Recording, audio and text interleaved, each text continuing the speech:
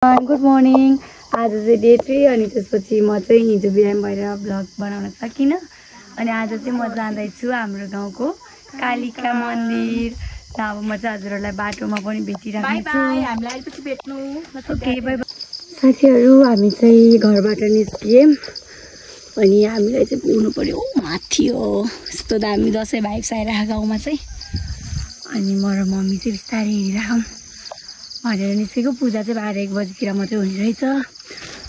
अनि यो चाहिँ हाम्रो गाउँ हो। म चाहिँ आएँ अहिले बस्नेत गाउँ। यो चाहिँ हाम्रो गाउँको बस्नेत गाउँ हो।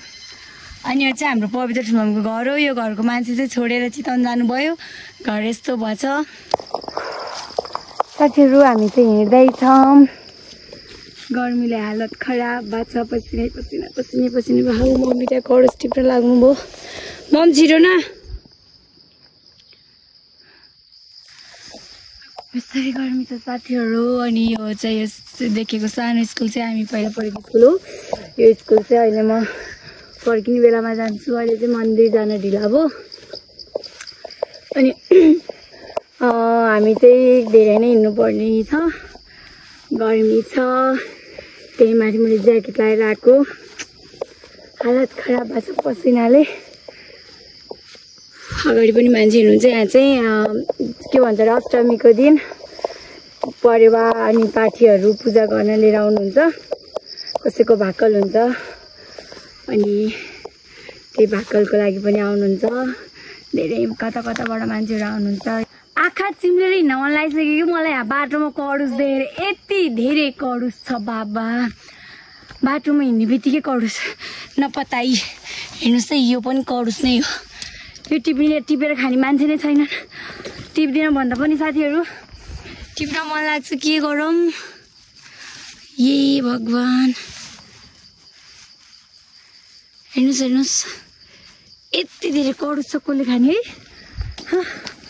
अब बिदाभरि कडुस टिपेरै जाला जस्तो हो बिदा। फाइनल्ली साथीहरू हामी आइपुग्यौँ मन्दिर। थकै लाग्यो पनि बल्ल आयौँ। छाती दुखेर बोल्न नि सके छैन। हजुर युट्युबमा मन्दिर आयो साथीहरू। कहाँ हो हाम्रो कालिका मन्दिर आइपुग्यो। कस्तो खुसी लाग्यो। मान्छेहरू कति धेरै छन्। अब चाहिँ मलाई लाज लाग्न सक्छ साथीहरू माथि गएपछि। किन भन्दा मैले फर्स्ट टाइम भ्लग बनाउँदैछु। घरमा मोबाइल त्यही सारेको जस्तो इजी छैन नि त पब्लिक एरियामा। तर पनि म ट्राई चाहिँ गर्छु। मन्दिर आएको छ।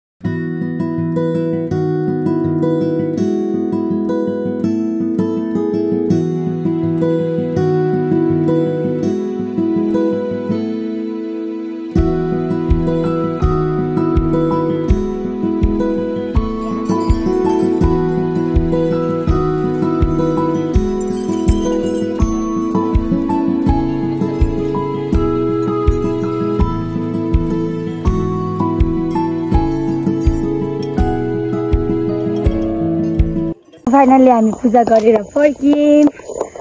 अब चाहिँ हामी घर जान्छौँ। पूजा पनि गरियो अनि फोटोसोटो पनि खिचेँ मैले। अब हामी जान्छौँ। टाढा छ क्यारेर हिँड्ने बोक्ला छ। एकदम आनन्द आयो पूजा गरेर। के छ नि त साथीहरू। हेर्नु त त्यहाँ कडुस खोज्नेको भिड। तर मेरो मोबाइलले देखिन्छ कि देखिन्न होइन। तर खतरा भिड छ। त्यही हो साथीहरू। पूजा पनि गरियो।